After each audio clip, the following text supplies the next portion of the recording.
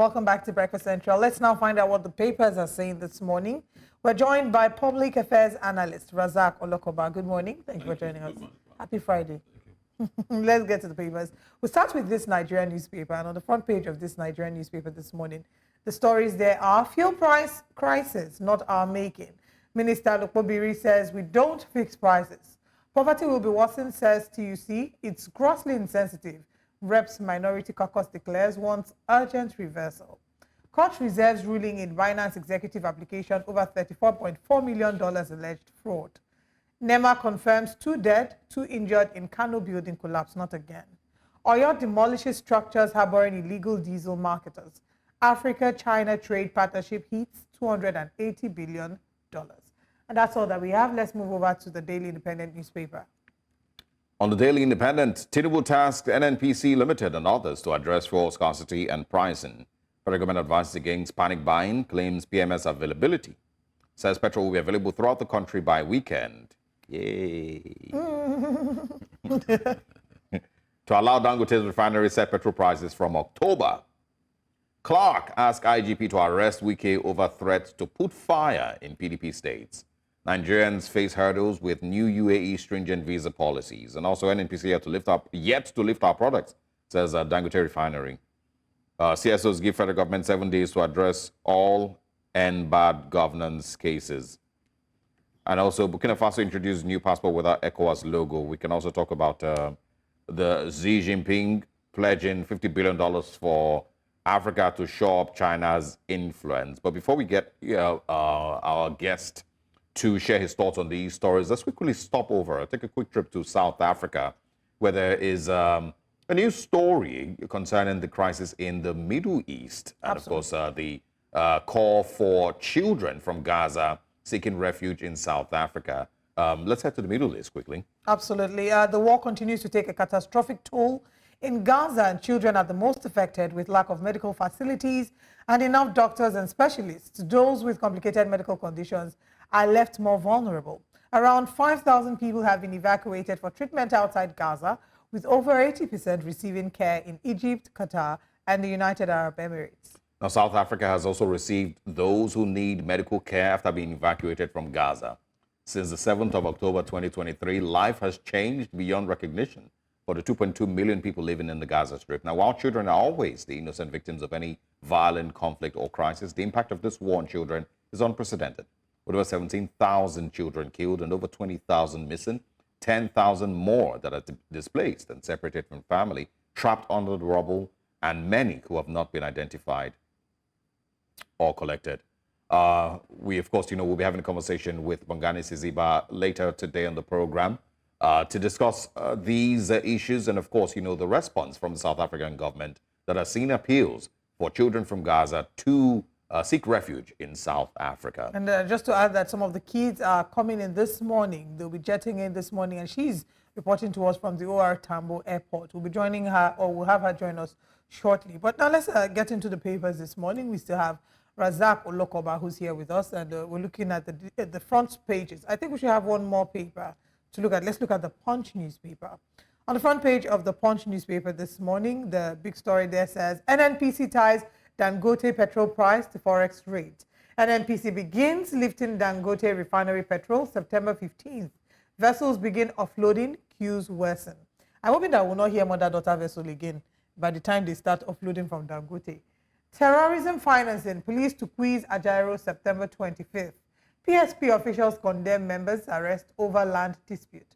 Reps back ban on under 18 SSC and UTME candidates. 63 TCN towers destroyed in 8 months, says federal government. Massive flooding to hit states. 7 states soon, says government. And ICPC grills in Ngige over NSITF contracts. We have some smaller stories there. APC chances getting brighter, says ex-speaker.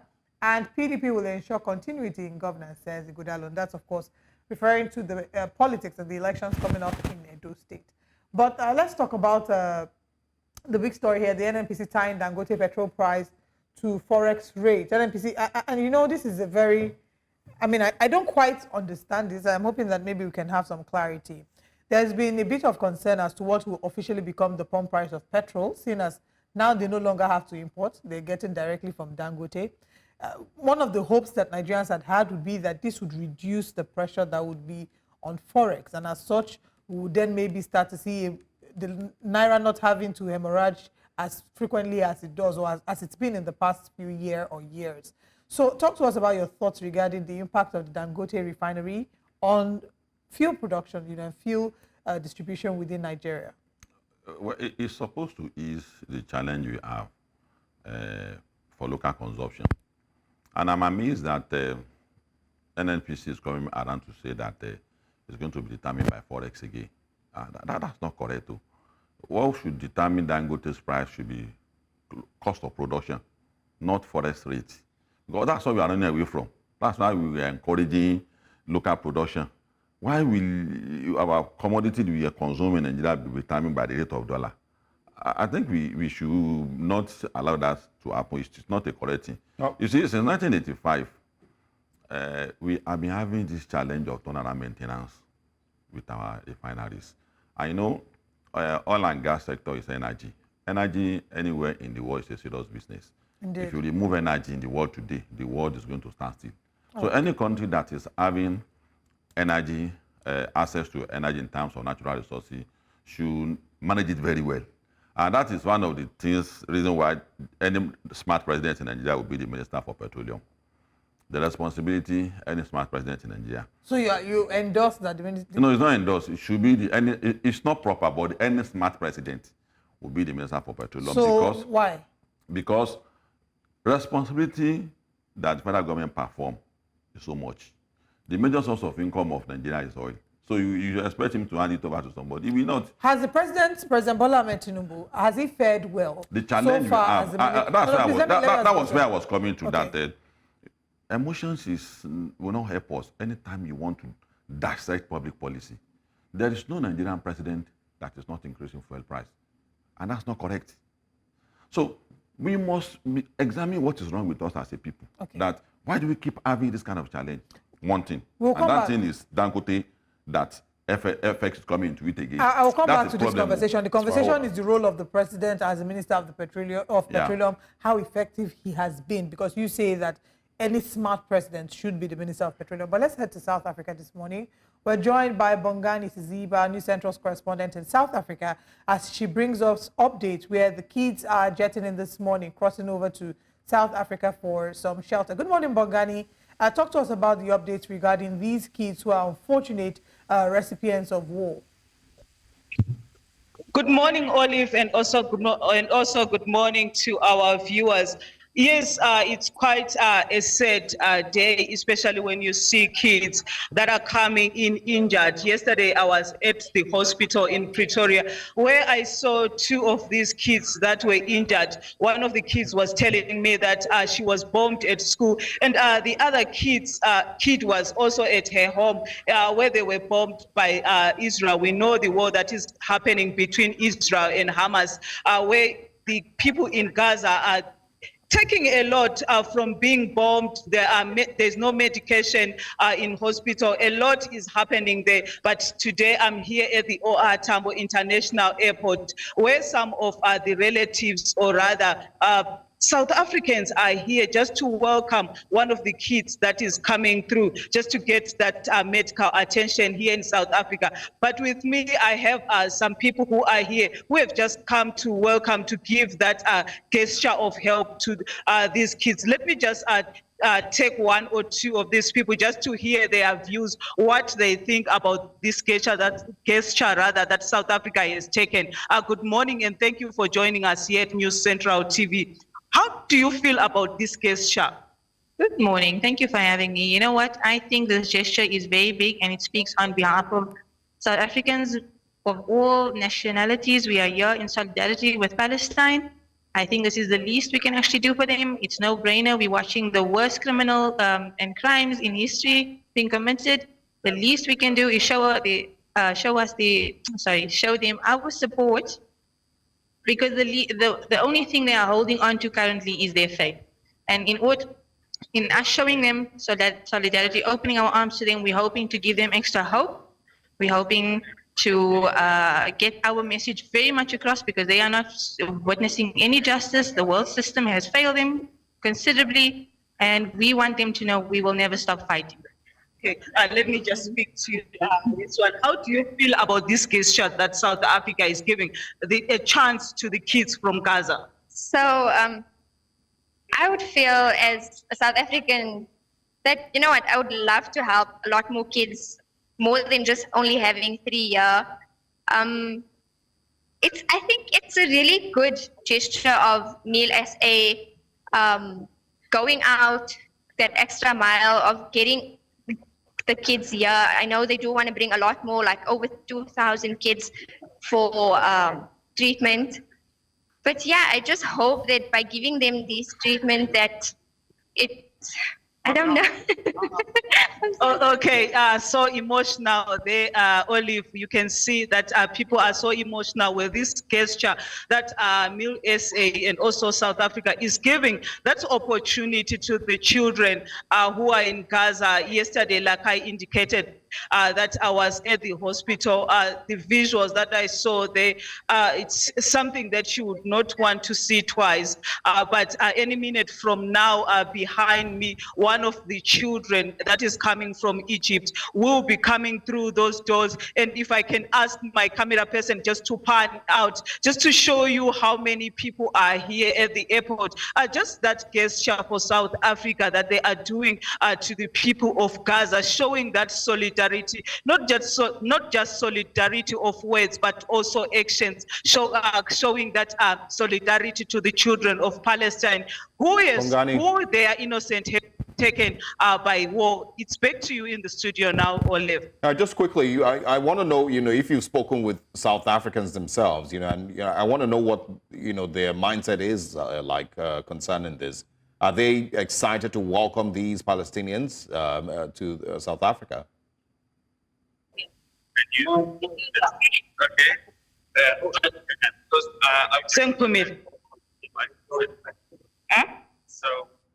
All right. Well, I think we probably would, reconnect with Bongani Siziba much later, and of course, see how things go today, as more and more children pour in from Gaza into South Africa. Really, really painful story there. Well, very heartbreaking to read. Yes, it is. I did see one of a family trying to decide which child they were going to send for medical aid, and it was just really sad. It's sad to see what's happening and how these kids are the ones who have to bear the brunt. And I wish that we wouldn't have to see wars again, And I wonder if Nigeria would ever be in a place where we can offer aid to countries at war. Because in the past, even for South Africa. No, I'm talking of I'm talking of now, in this. Now we're looking now into the future. Our problem is complicated. Yes, we did that for South Africa. But our problem is complicated, but recently we stopped being the big brother in Africa when it comes to war-torn countries, and that's the price we are paying now. Countries who are producing gun all over the world are now happy that Nigeria is a country that goes to Liberia, everywhere in West Africa to go and stop war. So they gave us our own war too. And so when you are fighting Boko Haram, fighting IPOB, fighting all short of war, let me see how we are going to be going to Liberia to go and keep peace there. So we have done so many things to keep Africa united in the past, and as activists too. I know one minute we have gone to Pan-African Congress to marshal position for our black brothers. But it's a good gesture, and I hope other people in the world will also compliment it. Particularly people who are saying that the war going on there should stop. Countries like Turkey, countries like Saudi Arabia, and particularly countries like America and Britain, who fuel the war with bullets and guns. The war should just stop. It's not good moment in the history of our world that we are seeing what is going on in Gaza. I totally agree with you. Let's quickly, get back to the newspapers. You were speaking in defense of the president being the Minister of Petroleum. No, I'm not speaking in defense. I'm saying the most appropriate thing for any president for him is to be the accounting officer of the oil and gas sector, because that's the pulse of the nation. And the way the country is structured, I kept going back to it, where we have weak institutions. You can't be careless with the pulse of the nation. Oil is the pulse of the nation. So, and it doesn't start with him. And that is what I had in mind when I kept seeing president becoming there. What is so? Analysis point to the fact that the responsibility that federal government has is enormous, and that comes with funding too. So if you want to fund, you must know how many kobo you are making day in, day out. So I just wanted to say that, you know, sorry to button, but you said that the responsibilities of the federal government are enormous, and I agree with you. Saying that the responsibilities of the federal government, and in this case, the head of the federal government being the president, they're enormous. Will that not, in a way, take him away from his responsibilities as the Minister of Petroleum? And if we look in particular at the tenure of President Bola Ahmed Tinubu as both President and Minister of Petroleum, has he fared well? Do you know how many times the MD of an organization calls the accountant in a day? That's the fund. That's the life wire of the company. So he sees accountant more than he sees the personnel, even the production manager. So it's a clear thing why they do that. The moment we have our institutions back, where things will work automatically. You have not answered the question. I said, has President Bola Ahmed Tinubu fared well as the Minister of Petroleum? You can't do more than what previous president has done. No. I'm not talking about. We're not talking about previous The way what he's doing is what other presidents are doing. So if I'm going to rate them, the other presidents fare well? The way they have handled oil and gas sector, to me, I'm not happy about it. To say the truth. So they failed. Including the president, including this president. So would you say that they failed? No. I don't want you to lure me into it's that. Not luring. It's a direct question. It's a yes or a no question. All of us are responsible for. You know, I said something. I'm not the president of the country. I can't make decisions when it comes to petrol. The architecture of oil and gas sector in Nigeria is wrong. And all of us don't seem to look in that direction. We can't have 5 refineries to satisfy the demand of 250 million people. Even the Dangote that is coming on board is a good thing. But we can't have only Dangote. There are modular refineries. They are not getting crude oil. Whose responsibility is it to ensure is the institution in place? Is the structure in place? Which institution do you mean? The way you set up, the way it is structured, it makes it difficult for you and me to have access to refineries. To have our own refineries. And we have to unbundle it, which is my demand. This should be the demand of oil in Nigeria that the requirement for having a refinery should be lessened. It must not take me 5 years to have my refinery. If a president stays for 4 years and doesn't unbundle like you've said, and we keep on, with the same cycle, would you say that he has disappointed you and he has failed as the Minister of Petroleum? No, don't wait for 4 years. Okay. We have our own life to stay for 4 years. We should not allow him to stay for 4 years. Okay, so are you saying that?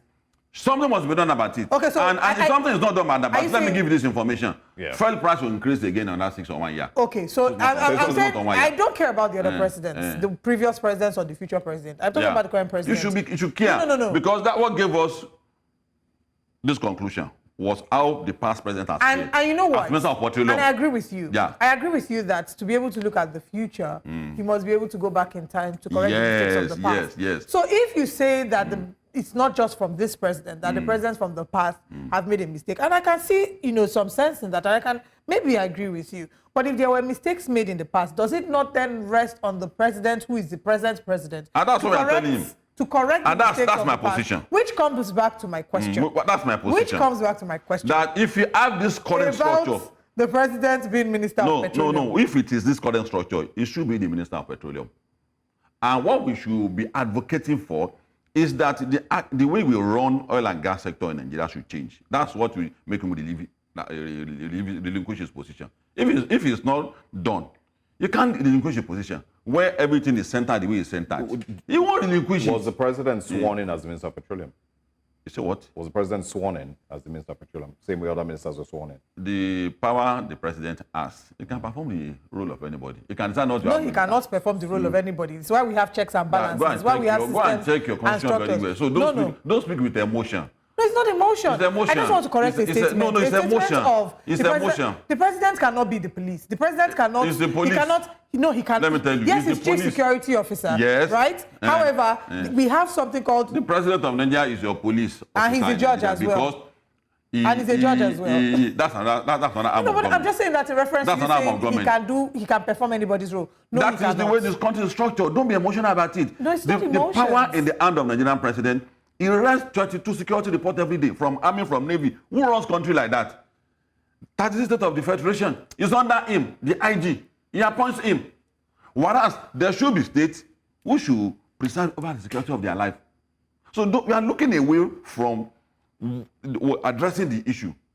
You are heaping everything on the president. Let's talk about the system that gave him the power. The system that gave him the power should be our concern. So oil and gas sector, as long as it is the way it is today, expect increase in fuel prices more frequently, as it is done in Donbass time, Right. about 9 times. About 9 times. We can- So our demand at the moment should be that the oil and gas sector should be unbundled. There are many modular refineries that are not getting crude oil, and the turnaround maintenance since 1985.